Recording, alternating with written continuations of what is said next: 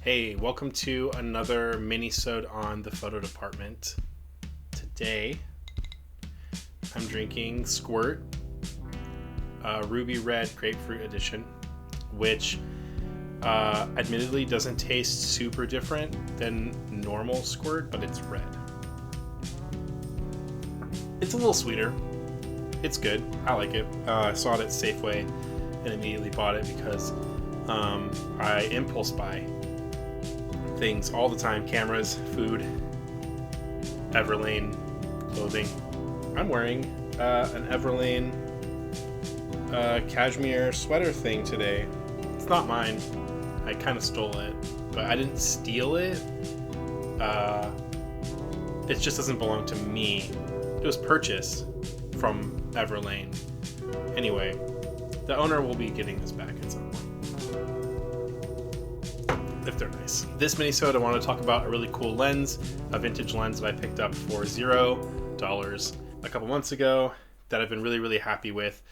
This lens was actually in a garbage pile at Glass Key Photo in San Francisco, and I saw it. I recognize the name because the Minolta Rokkor lenses have a cult following on the internet, specifically the 50mm f1.4. So I was instantly intrigued by this lens. I had talked to the guys, Gordon and Matt, who own Glass Key, and asked them why was this beautiful little lens in the garbage pile, and they said that there was fungus and the focus didn't work and some other stuff.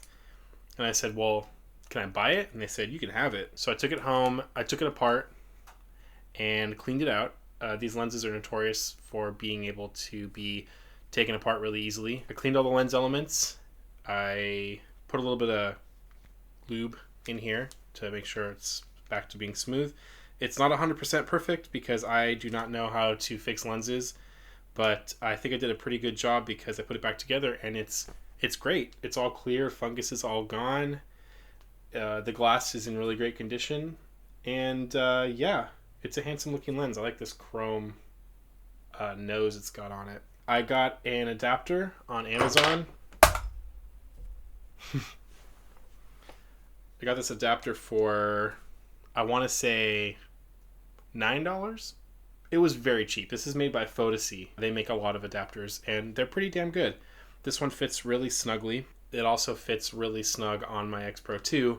I am thoroughly impressed with this lens. So this is the 55mm f1.8, and I hadn't really seen anything about this lens online before I saw the lens itself. I know the 50mm f1.4 is really popular, and people talk about that all the time. There are lots and lots of articles online about how amazing that lens is, but I've never seen anyone talk about the 55mm 1.8, so I had no frame of reference. Basically what I did is I got the adapter, threw it on the camera, went around, took some pictures, and then thought, damn, this is a sharp lens, and it renders colors really nicely. There's no distortion that I can see. It's just it's really, really sharp, even wide open. I shot all of the images I'm going to show you wide open at f1.8. I'm just really impressed. It's funny because you don't see almost anything online about this lens, but as far as I could tell, it's optically, it's not perfect, but I mean, pretty damn close to perfect. The difference between like this lens compared to my Pentax 50mm 1.4 is that when my Pentax is shot wide open at 1.4, the very, very center of it is pretty sharp, but everything outside is just like fuzzy. It's just a big, fuzzy, woolly mammoth of a lens, which is beautiful because it's very dreamy and it looks great for certain applications, but it's not great for everything because it's just really fuzzy and messy and dreamy. This lens, wide open, on the edges it gets a little fuzzy, but for most of the frame it's really, really sharp. And then when you stop down to, I would say like f2.8, because they're full stops, there's no third or quarter stops or whatever.